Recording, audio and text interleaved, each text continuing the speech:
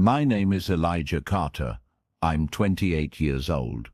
3 years ago, I was working long nights at a downtown co-working space, bootstrapping a tiny logistics startup that barely made enough to cover rent. Most people didn't know that my grandfather, Jonathan Carter, was the founder of one of the most respected private companies in the state, a $1,220 million empire built from grit, trucks, and discipline. He didn't flaunt wealth, but everyone in the family knew he was powerful, and for reasons I didn't fully understand at the time, I was always the one he called to help him with the real things. Not my stepfather, not my cousins, me.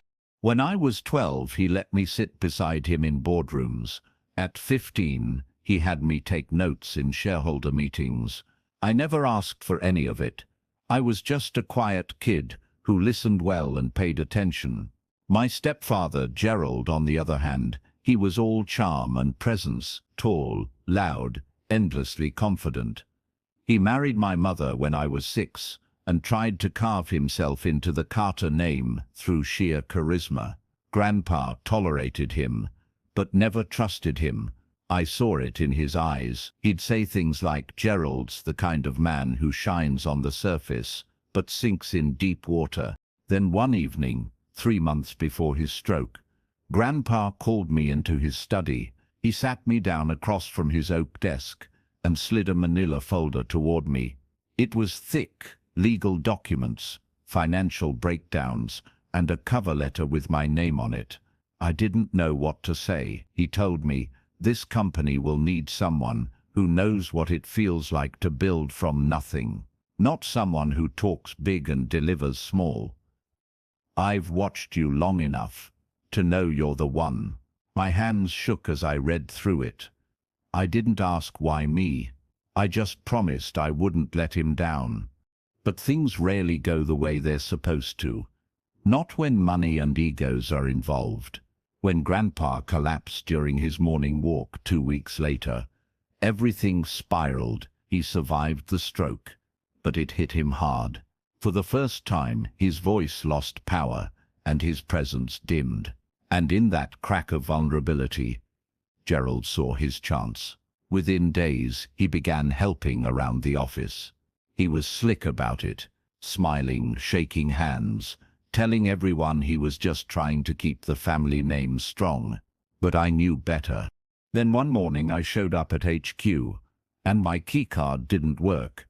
At first I thought it was a glitch, but then security told me my credentials had been deactivated on Gerald's orders.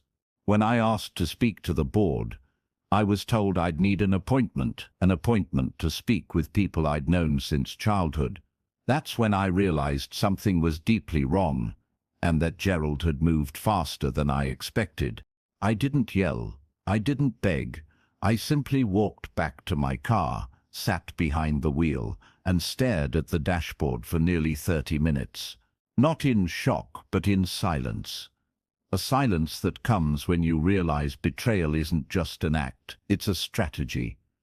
Gerald wasn't improvising. He was executing a plan. What he didn't know was, I was about to execute mine. The following week, I kept my distance. I didn't show up at the office. I didn't call anyone.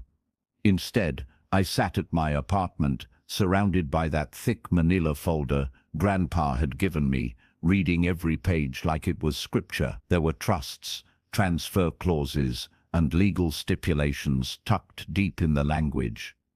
He hadn't just promised me the company, he'd structured it, and while Gerald had moved fast to take control of the day-to-day, I began to suspect he hadn't read the fine print, or maybe he thought no one else had.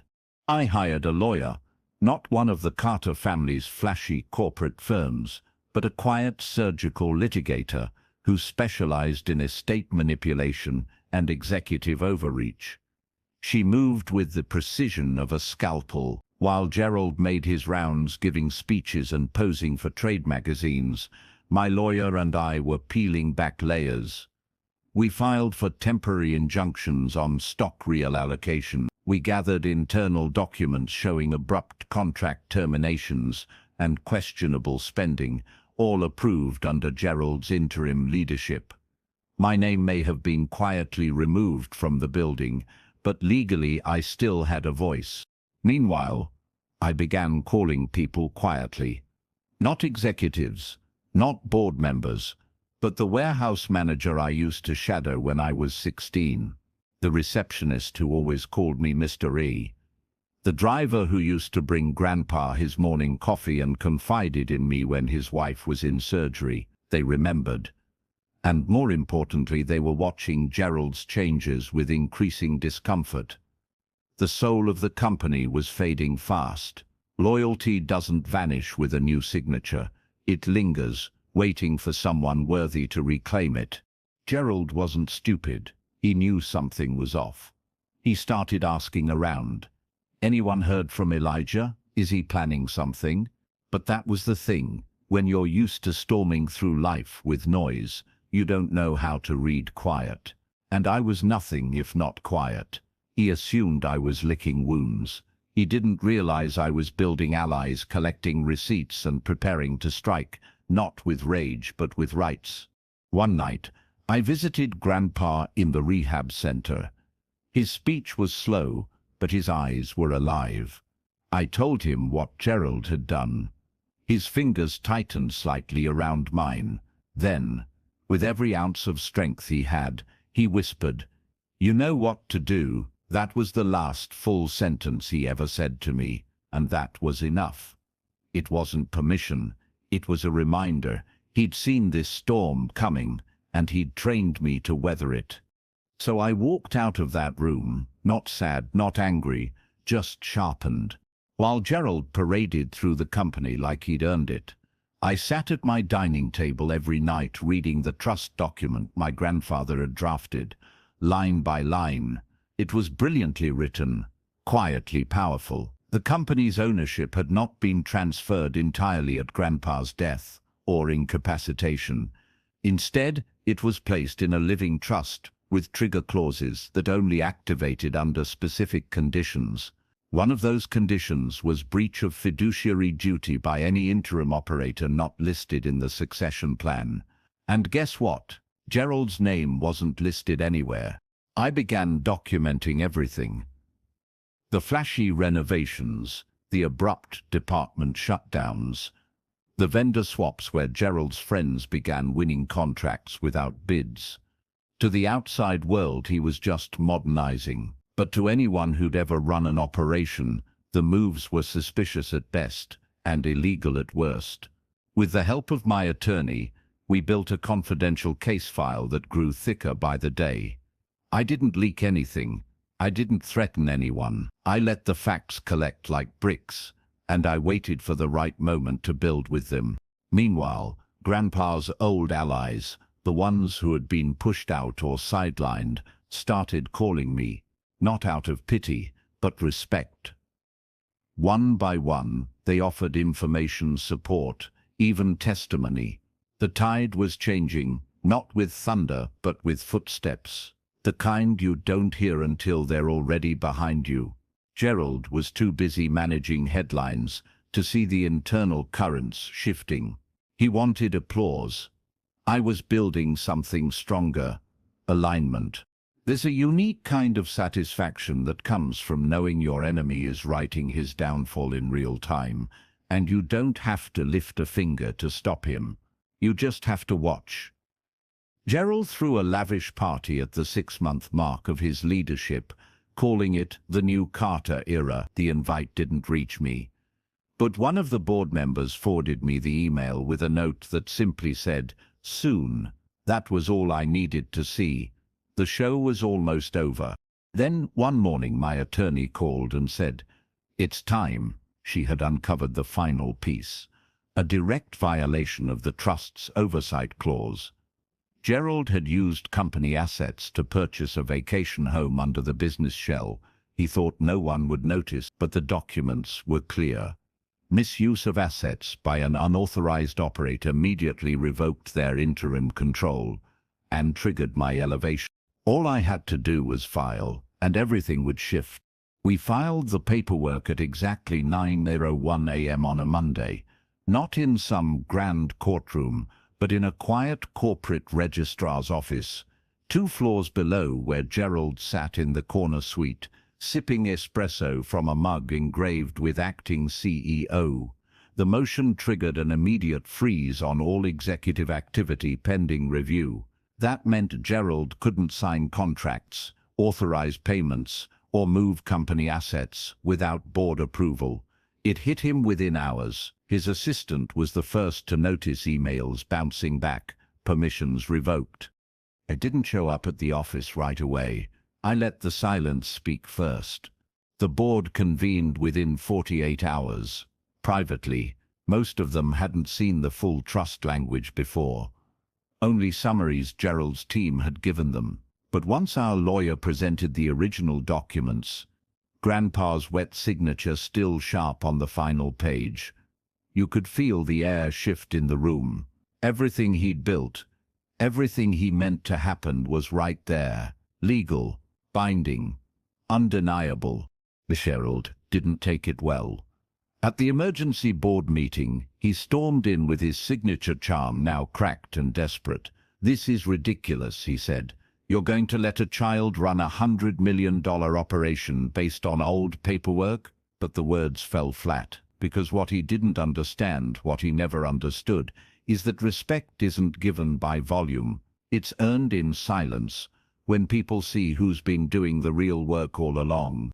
The board voted 5-2 in favor of reinstating Grandpa's original succession structure, which named me as trustee and executive executor of the company. It wasn't a coronation, it was a correction. Gerald was removed. Not escorted out in handcuffs, but quietly. No public humiliation, just a printed notice, a boardroom silence, and a walk down the hallway without applause. I didn't gloat. I didn't even look at him. I just signed the acceptance letter with a calm hand. Afterward, I visited Grandpa. He couldn't speak anymore. His body had grown thin, his eyes dimmer. But when I placed the signed board resolution in his hands, he held it for a long time. Then, just barely, he smiled. I nodded once. That was all we needed. No speech, no big moment. Just 2 men who understood each other in a language deeper than words. He had built the foundation. I had protected the legacy. And now it was mine to rebuild.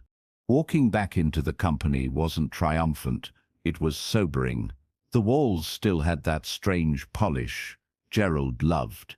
The overly modern furniture, the ridiculous motivational posters he'd installed with phrases like disruption over tradition. It was clear he had tried to reshape everything, to erase the history my grandfather had built brick by brick. But behind the curated aesthetics, the foundation was cracked. Staff were anxious. Morale was low. And the books were a mess. The first thing I did wasn't fire anyone.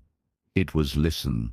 I spent 2 weeks moving through every department one by one, sitting quietly in meetings, walking the floors, asking the teams what they needed and what they had lost. No cameras, no speeches, just presence, and the difference was immediate. People weren't used to being heard anymore. Gerald had barked orders from boardrooms. I sat beside accountants during late-night reconciliations, with sleeves rolled up, respect returned, not because I demanded it, but because I earned it. Then came the real audit. What we uncovered wasn't just carelessness, it was self-interest dressed in vision. Gerald had inflated vendor costs by routing contracts through friends. He'd paid consultants triple their value for results that were never delivered. Bonuses were restructured to favor executives who rubber-stamped his decisions. But the worst part, he had laid off nearly a dozen warehouse workers quietly and without severance because they didn't fit the new brand. My stomach turned when I read that memo. We reversed what we could, brought back who we could. Some had moved on, bitter but honest. Others returned without hesitation, eyes wide with cautious hope. The Carter Company didn't need flash, it needed restoration. So that's what we began, restoring trust, restoring rhythm, restoring the idea that success wasn't about personal branding, it was about collective endurance. My grandfather's spirit lived in every corner of the place. I just had to remind people where to look. My mother came to visit one evening. She hadn't been to the office since the day Gerald took over. She walked the halls slowly, a quiet sadness in her eyes. When she reached my office, she looked at me, not with guilt, but with a complicated kind of love. "You never said anything," she whispered. I simply said, "I didn't have to. You were watching." And she was. She always had been, torn between loyalty to her son and the man she married. I didn't blame her. Not anymore. Sometimes love and legacy pull us in different directions, but now the path was clear. There's something sacred about leading without a crown. I didn't plaster my name across company memos or throw a press conference announcing my return.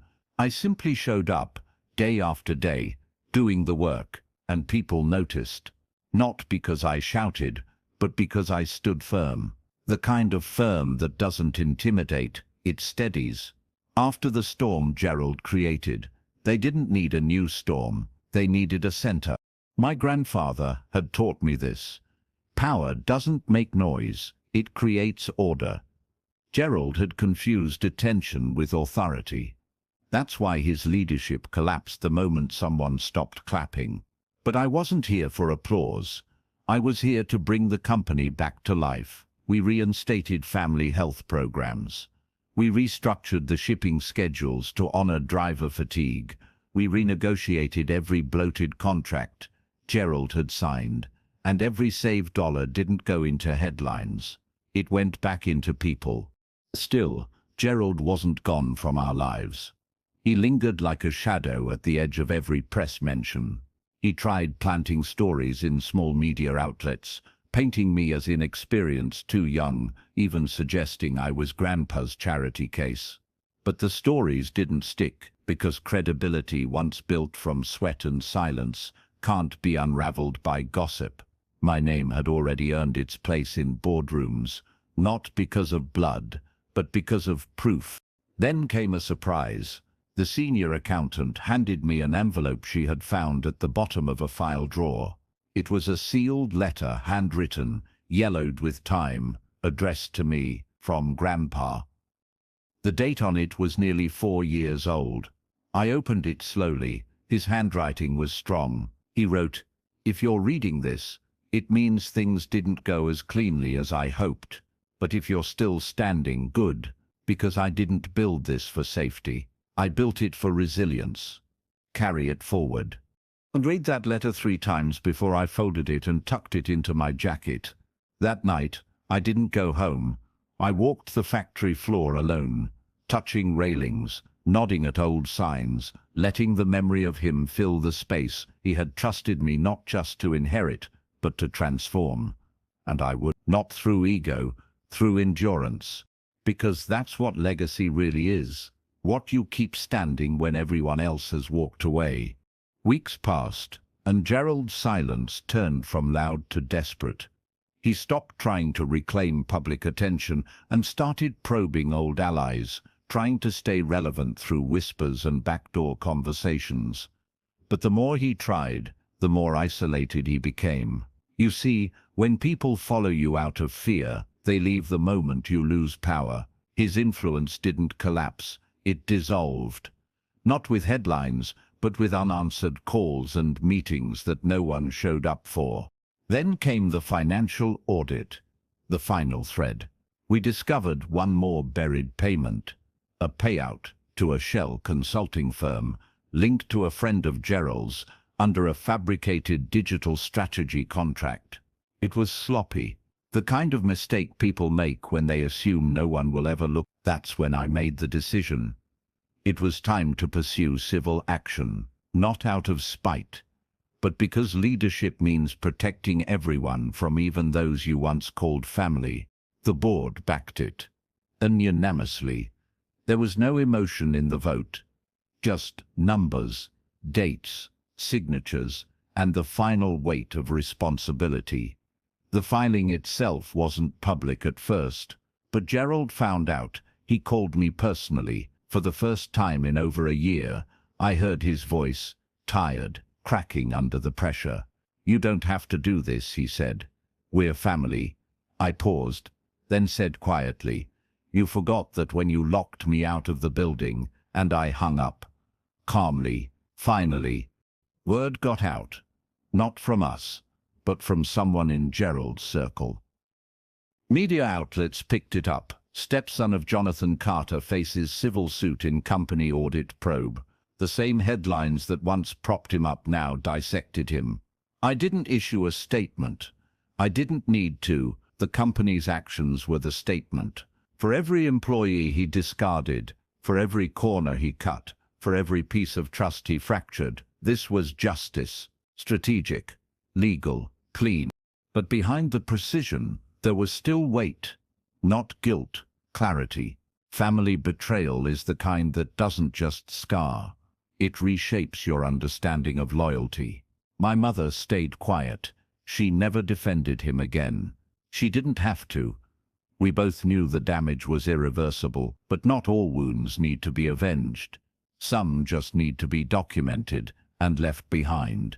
Gerald left town, moved to a quieter state, started something new, small, and forgettable, and I stayed here. In the storm he left, because someone had to clean it. Someone had to rebuild. And this time, we'd do it right. The deeper I went into fixing the company, the more I realized Gerald hadn't just broken systems. He had eroded the soul. The family-owned warmth that once made employees feel like they were part of something bigger had been replaced with metrics, slogans, and meaningless perks. I didn't just want to restore operations. I wanted to restore belonging. So we began reintroducing old traditions. Monthly floor check-ins, hand-signed milestone cards, staff dinners with no agendas, just conversation. To the outside world it might have seemed nostalgic, but inside it was revolutionary. Morale began to shift. Warehouse staff, who hadn't spoken up in months, started volunteering ideas. Senior managers stopped looking over their shoulders. People stopped surviving and started showing up fully. We even brought back an old mural that Grandpa had painted decades ago, hidden behind a wall. Gerald had covered up with a marketing pitchboard.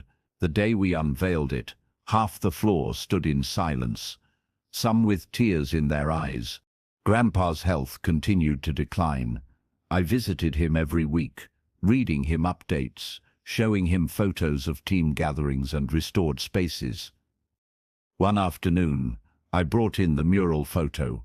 His fingers brushed over the image, and he closed his eyes, smiling faintly. Even in stillness, I knew he felt the shift, that his legacy had been rescued, not by force, but by faithfulness.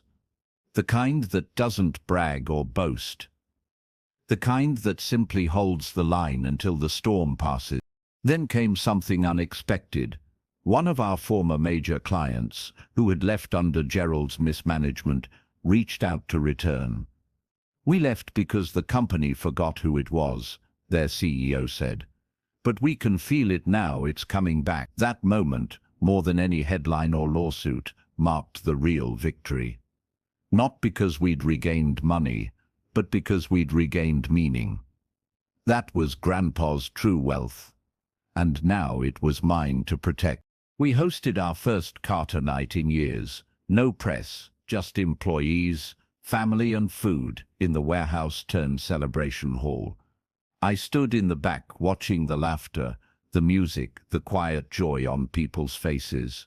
A junior coordinator came up and said, "This place feels human again." I just nodded. That was all I needed to hear. Leadership isn't about titles, it's about temperature, and the warmth was back. Slowly, we weren't just healing, we were becoming something better than before. A few months after we had restructured most of the company, I got a call from Grandpa's estate attorney. He asked me to come in alone. I didn't know what to expect.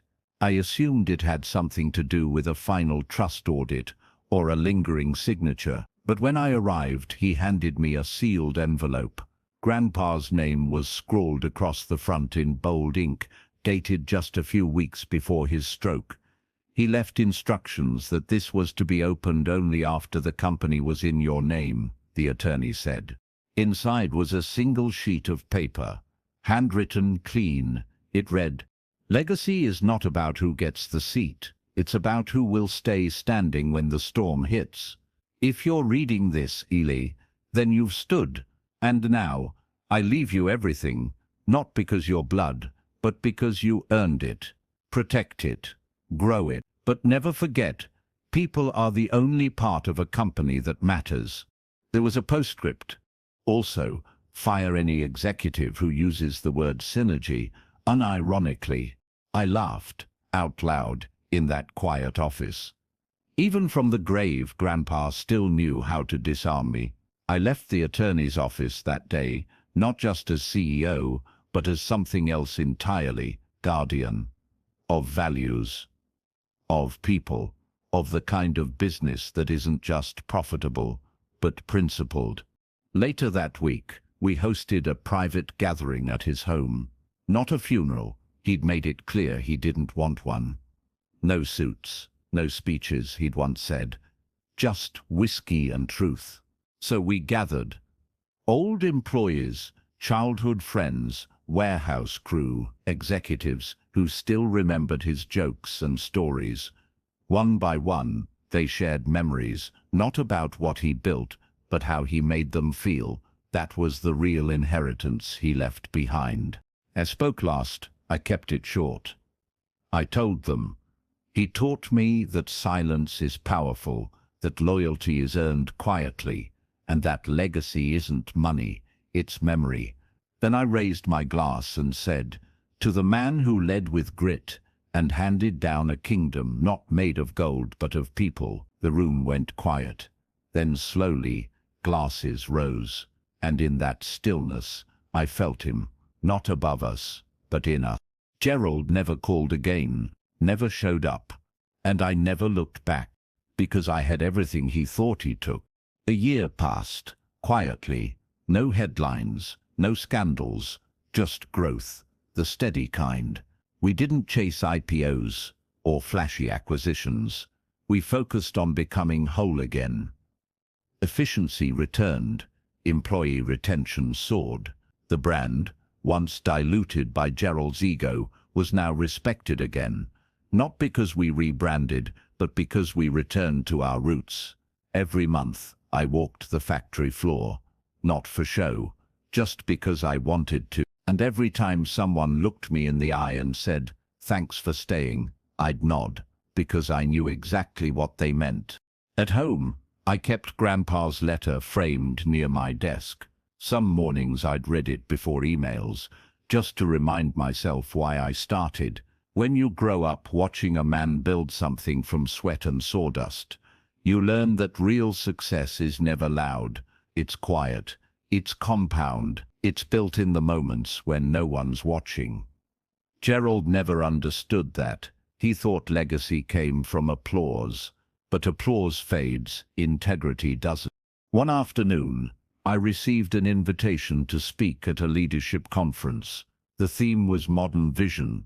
I declined, not because I was too busy, but because I didn't want to become what I had once fought against. I wasn't interested in panels and photo ops. I was interested in building something people could rely on long after I was gone. Something that could outlive my name, just like Grandpa's company had once outlived every storm. In the back office, we uncovered a drawer of Grandpa's old notebooks, hand-drawn designs, scribbled equations, notes written to himself like prayers. I scanned every page. His handwriting, always blocky, always certain, carried more weight than most keynote speeches. On one page he'd written, "If it can't survive without you, you didn't build it right." That became our new North Star. We started building systems, not empires, people, not platforms, depth over display. One evening, after a long day of meetings and hard decisions, I walked out to the old loading dock, the same one where Grandpa used to sip coffee at 6 a.m. I stood there as the sun fell behind the trucks, and for the first time in a long while, I exhaled. I wasn't chasing his shadow anymore.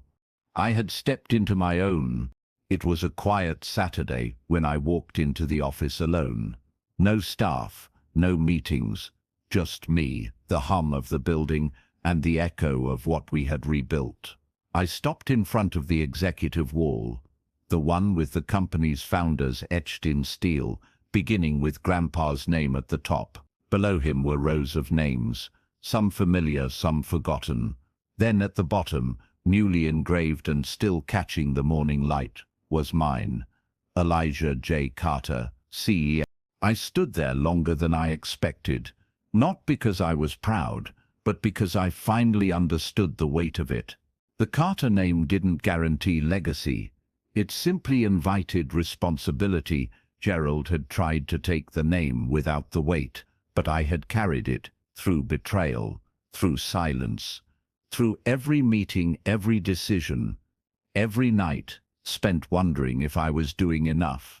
And now, standing there, I realized I hadn't just restored the company. I had redefined what it meant to belong to it. I walked through every hallway that day, touched every old picture, paused at the break room where Grandpa once handed me my first paycheck, $112 for sweeping the docks and organizing the tool bins. He said, "Earn it before you own it." I had forgotten how much that moment meant until now, because I had earned it, not with blood, but with backbone, not with noise, but with endurance. As I left the building, I passed by a group of new hires on a tour. One of them stopped and whispered, "Is that?" I heard the recruiter say, "Yes, that's Elijah. He's the reason this place is still here." I didn't turn around. I didn't need to. That sentence, that quiet recognition, was enough. Not for ego, but for peace, because that's what I had now. Not just control, not just ownership, but peace. At home that night, I lit a single cigar, one of Grandpa's favorites. I stood on the porch, stared into the night sky, and said aloud, "It's safe now, I've got it." There was no reply, of course, but I could feel him, not watching from above, but walking beside me, not as the man I'd followed, but as the presence I now carried within me. The storm had passed, the building stood, and so did I. And that, more than anything, is the victory they never saw coming.